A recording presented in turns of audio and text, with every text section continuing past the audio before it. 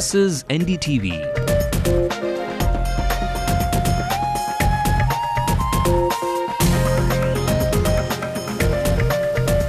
And you're watching Ndtv-Hindu.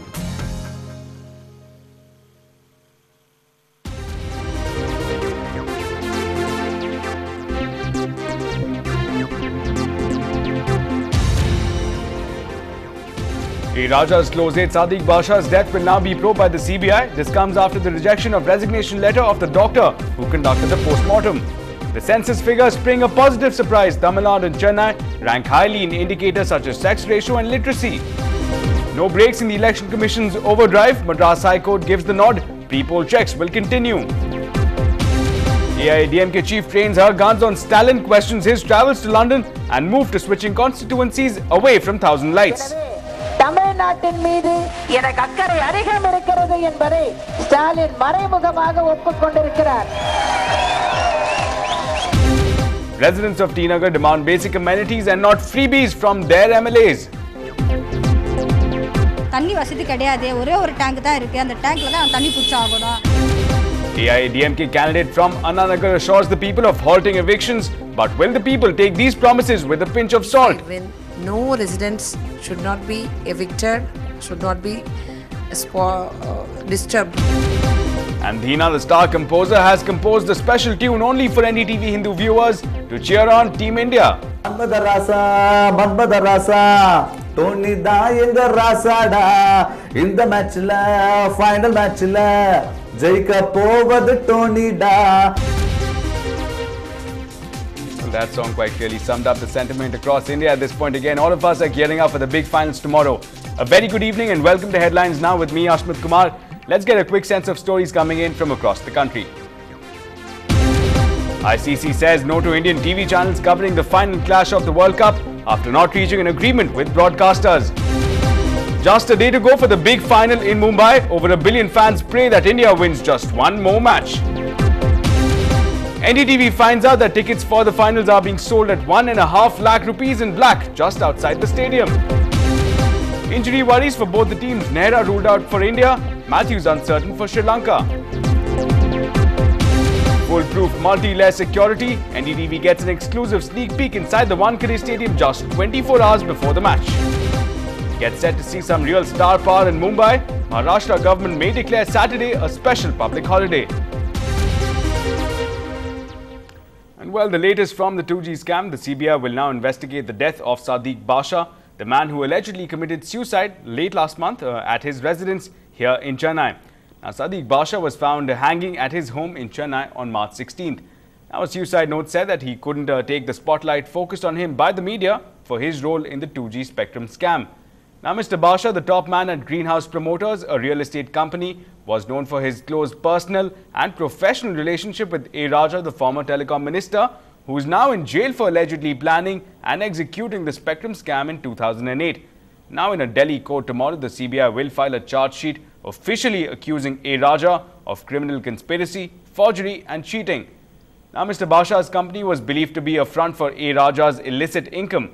In the weeks before he killed himself, Mr. Basha's homes and offices had been raided and he had been interrogated by the CBI several occasions. And the provisional census figures were released today. According to the latest numbers, Tamil Nadu ranks 7th in terms of population. Now, there are close to 7.21 crore people in the state and the population has grown by nearly 16%, which is lower than the national average. Of the total population, there are 3.62 crore males and 3.59 crore females.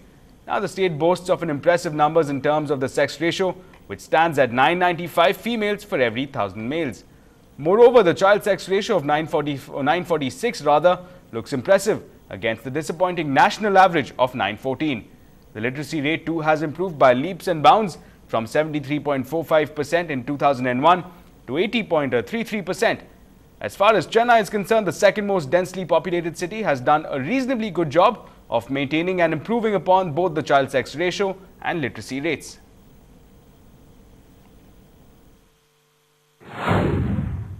I mean, based on the limited parameters which you get in the census, like sex ratio, literacy, the state stands reasonably on a healthy position as compared to the rest of the country. As far as the Chennai corporation is concerned, the growth rate is about 8%. Since one factor has to be taken is that the corporation is of the same small 174 square kilometers area over the past many years. So the growth in the suburbs has been much more phenomenal as compared to the growth you see in the Chennai city area. Well, let's get a sense of some of the key numbers, the key highlights that came out with the release of those census numbers.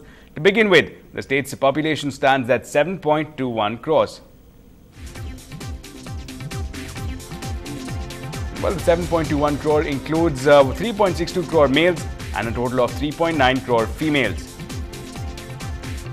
Well, again, the census has increased. The population growth rate stands at 15.6%, which is lower than the national average. Meanwhile, the sex ratio stands at an impressive 995 females for every 1,000 males, and Tamil Nadu obviously ranks 7th in terms of population across the states.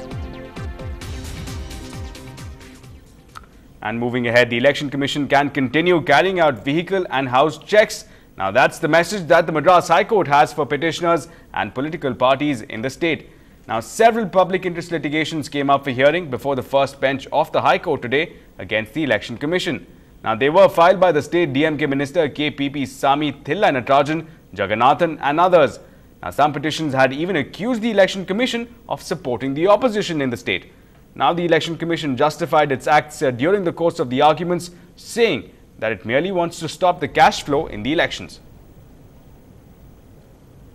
And staying with elections, Jayalalitha today stepped up the ante against the members of the ruling family and taking a dig at the Deputy Chief Minister Stalin. She questioned why, despite claims of development, Stalin had decided to shift constituencies. Now, she also challenged claims of her travels to Kodinad by slamming Stalin's family visits to London.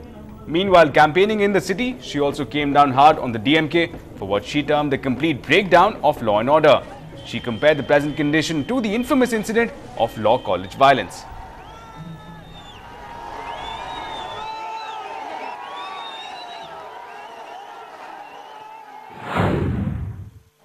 உண்மையிலேயே minority திமுக அரசு சாதனைகளை செய்திருந்தால் தொகுதி மாறி நிற்பதற்கான காரணம் என்ன என்பதை ஸ்டாலின் விளக்க வேண்டும்.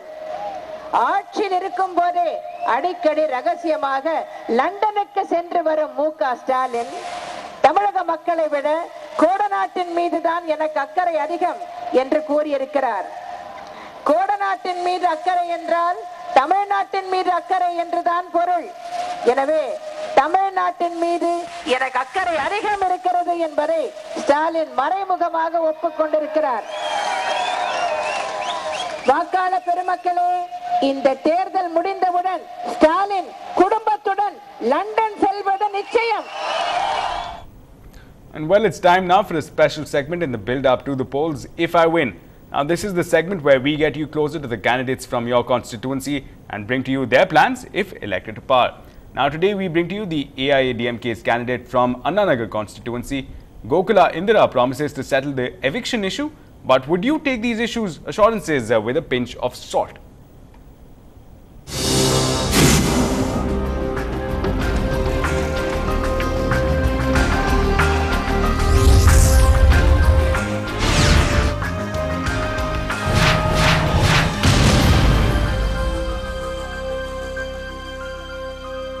I am Gokula Indra.